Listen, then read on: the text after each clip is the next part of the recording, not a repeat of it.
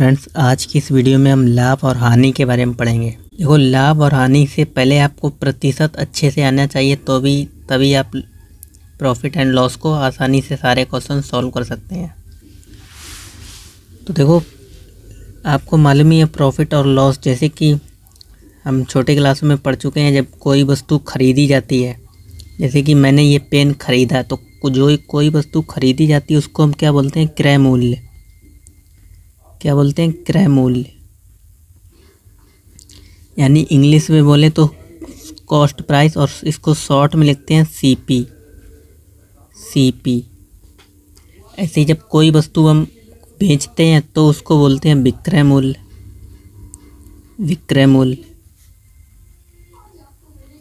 और उसको इंग्लिश में बोलते हैं सेलिंग प्राइस, यानी इंग्लिश में बोले तो शॉर्ट में एसपी।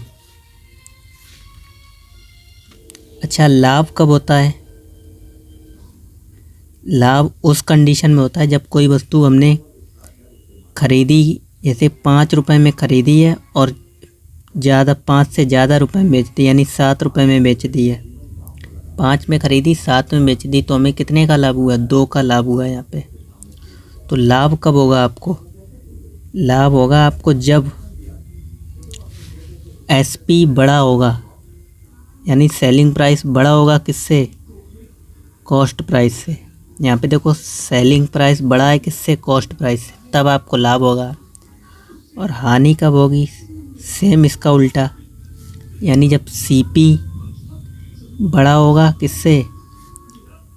सेलिंग प्राइस से। जैसे यहाँ पे हानि के लिए क्या हो जाएगी? कोई वस्तु हमने 7 में खरीदी और 5 में बेच दी, यानी हमने ज़्यादा में खरीदी, कम में बेच दी। यहाँ पे दो का घाटा हुआ हमें, और यहाँ पे 2 का लाभ हुआ। ठीक, तो लाभ और हानि इतना तो आप जानते ही हैं। लेकिन अब यही आपको पूछे प्रॉफिट परसेंट निकालो, इसको हम प्रॉफिट भी बोलते हैं, यानी गेन भी बोलते हैं। प्रॉफिट परसेंट भी बोल देते हैं, कभी कभी गेन भी, इंग्लिश में बात करें तो। और यहाँ पे लॉस। ठीक, अब प्रॉफिट परसेंट पूछता था, लाभ प्रतिशत ज्ञात कीजिए। जैसे इसी में अगर हम आपसे पूछते थे कोई वस्तु हमने 5 में खरीदी, 7 में बेच दी, तो हमें कितने प्रतिशत का लाभ हुआ? तो लाभ प्रतिशत हमेशा सीपी पर कैलकुलेट किया जाता है, यानी सीपी को बेस मान के कैलकुलेट किया जाता है। तो लाभ प्रतिशत आपको निकालना, तो लाभ बट्टे क्रय मूल्य, यानी सीपी मूल्य। अब एग्जाम्पल के लिए यही ले लो, कोई वस्तु हमने 5 में खरीदी थी और 7 में बेच दी, हमने कितने का लाभ कमाया? 2 का।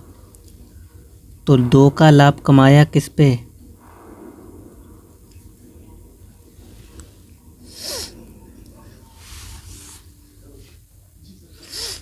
5 पे, यानी क्रय मूल्य हमारा कितना था? 5 में खरीदी थी और 2 का लाभ कमाया। तो परसेंट निकालने के लिए 100 से गुणा कर देते हैं। तो 5 से काटेंगे, 5 दूनी 10, यानी 20 दूनी 40% का हमें क्या हुआ? लाभ हुआ। और यही अगर हम इसको हानि निकालनी होती हमें, तो हानि प्रतिशत, तो इसी का हो जाता हानि बट्टे क्रय मूल्य। तो क्रय मूल्य, अब देखो, हमने कोई वस्तु 7 में खरीद के 5 में बेच दी, यानी हमें 2 का घाटा हुआ। तो 2 का घाटा हुआ किस पे? 7 पे। तो 100 का मल्टीप्लाई कर देंगे।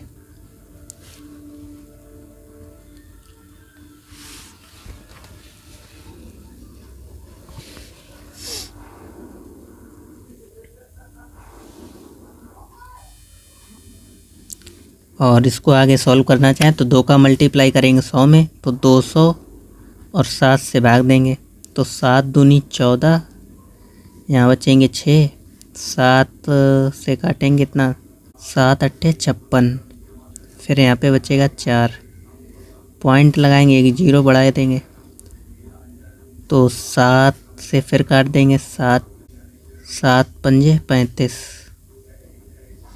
5 बचेगा, फिर 0 बढ़ा लो, तो 28.5% लगभग कुछ आ जाएगा। ठीक, 28.5% ऐसा आप लिख देंगे, यानी हानि हो रही है इतने की हमें। तो इतना बेसिक तो आपको सबको आता होगा। आप लेते हैं कुछ क्वेश्चन जिनको हम सॉल्व करेंगे। तो आ जाओ। कह रहा है रमेश ने एक रेडियो 500 रुपये में ख़रीदा और 550 रुपये में बेच दिया, उसके लाभ अथवा हानि बताइए। तो बहुत ही सिंपल है, उसने ख़रीदा कितने में, जो ख़रीदा वो क्या हो जाएगा हमारा CP, यानी 500 में ख़रीदा, और SP कितने में बेचा, 550 में बेच दिया।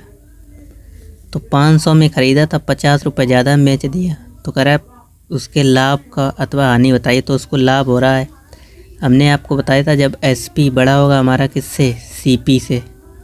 तो यहाँ पे SP हमारा बड़ा है CP से, तो हमें क्या होगा, लाभ होगा। और लाभ कितने का हो रहा है, 50 का हो रहा है, यानी ऑप्शन नंबर ए वाला हमारा इसमें सही हो जाएगा। ऐसे ही सेकंड में आ जाओ। करा किसी वस्तु का क्रय मूल्य, यानी कोई वस्तु हमने 250 रुपये में ख़रीदी और विक्रय मूल्य 200 रुपये हो, यानी 250 रुपये में ख़रीद के 200 रुपये में बेच दी, तो हानि बताइए। तो सीधा पता चल जाएगा, 250 में ख़रीदी तो 50 की हमें हानि हुई। तो इसमें ऑप्शन नंबर C हमारा सही हो जाएगा। ठीक, नेक्स्ट आ जाओ। कह रहा राजू ने 550 रुपये में साइकिल ख़रीदी, वह साइकिल कितने में बेचे कि उसको 10% का लाभ हो। तो ख़रीदी यानी हमें क्या दे रखा है, CP दे रखा है, कितने में ख़रीदी, 550 रुपये में। 550 में ख़रीदी, करा कितने में बेचे, यानी SP हमसे पूछा गया है कितने में बेचे कि उसे 10% का लाभ हो। देखो आप अगर प्रतिशत से करना चाहें तो बहुत ही आसान तरीके से हो जाएगा। 10% की फ्रैक्शन होती है 1/10।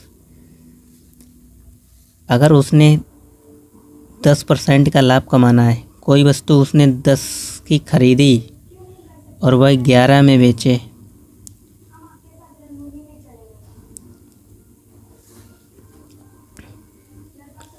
यानी ये नीचे वाला हमारा क्या होता है, CP हो जाएगा। तो CP और इधर SP। कह रहा 10% का लाभ कमाना चाहे तो 10 का 10% कितना, 1। तो 10 की वस्तु उसको 11 में बेचनी चाहिए, तो उसे क्या होगा, 10% का लाभ होगा।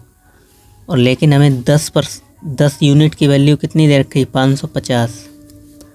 तो 1 यूनिट की वैल्यू कितनी आ जाएगी, यहाँ से 10 से डिवाइड कर देंगे, यानी 55। 1 यूनिट की वैल्यू 55, तो 11 यूनिट की वैल्यू कितनी आ जाएगी, 55 को 2 बार मल्टीप्लाई कर लो, यानी 55 और 55 2 बार मल्टीप्लाई करोगे तो 5 और 5 और 5 10 और 605 रुपये।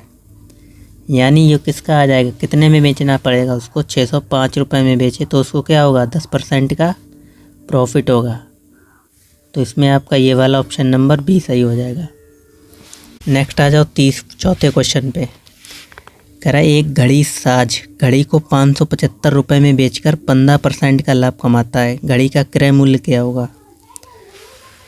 तो यहाँ पे हमें बेचकर यानी सेलिंग प्राइस दे रखा है SP बराबर कितना दे रखा है, 575 रुपये। 575 रुपये में बेचकर 15% का लाभ कमाता है, तो 15% की फ्रैक्शन क्या हो जाएगी, 15% की फ्रैक्शन आपकी होगी 3/20। यानी वो वस्तु कोई 20 रुपये में ख़रीदता है और 20 का 15% यानी 23 में बेचता है।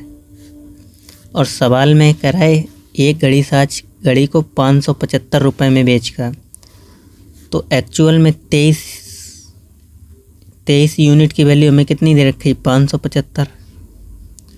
तो यहाँ से 1 यूनिट की वैल्यू कितनी हो जाएगी, 575/23। तो 23 से आप काटोगे 25 बार में पूरा कट जाएगा।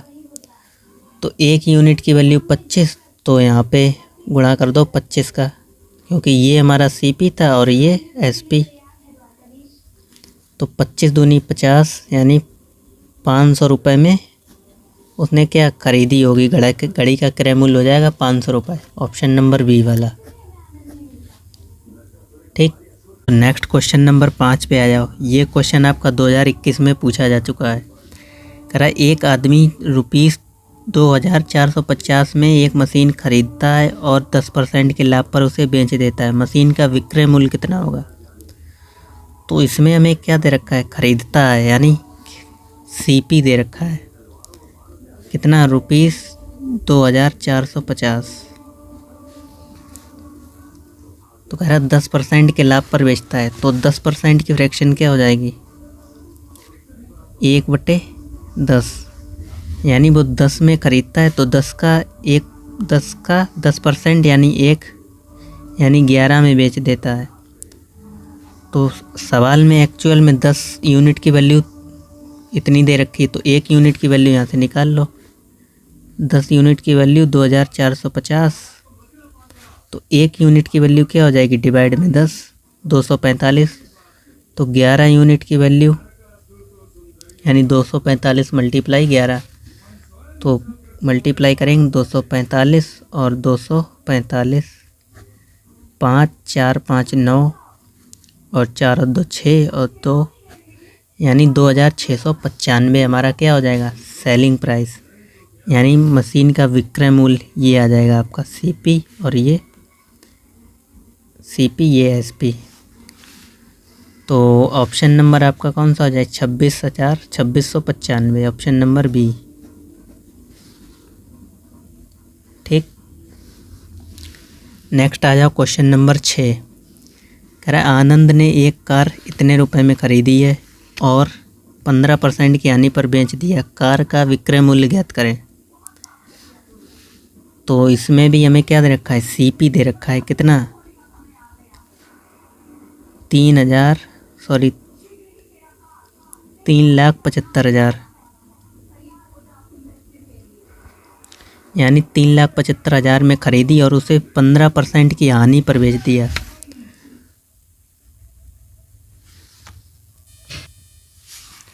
तो 15% की हमारी फ्रैक्शन क्या हो जाएगी? 3/20,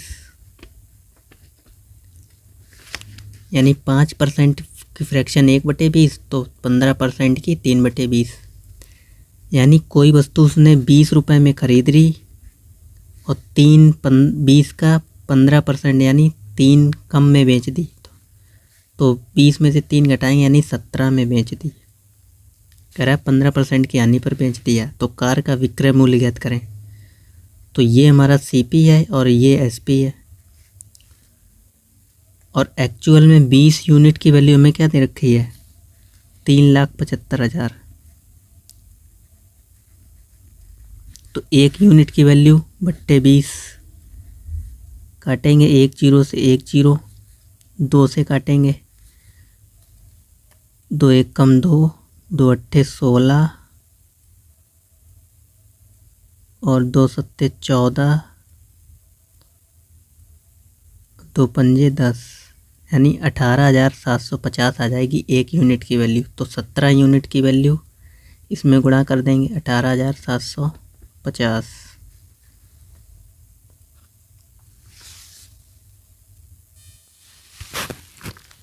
तो जब आप गुणा करेंगे तो आपको कितना मिलेगा? 3,18,750।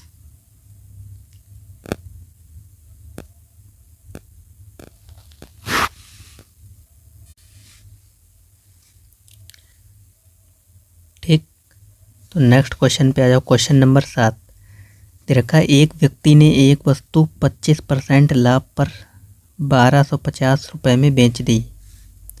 वस्तु का क्रय मूल्य बताएं। तो ये भी पेपर का क्वेश्चन आपका 2016 में पूछा जा चुका है। तो एक व्यक्ति ने एक वस्तु 25% लाभ पर बेच दी। ठीक, तो एसपी हमें कितना दे रखा है? बराबर में रुपीस में 1,250 रुपये में बेच दी। तो 25% लाभ पर यानी 25% की फ्रैक्शन 1/4।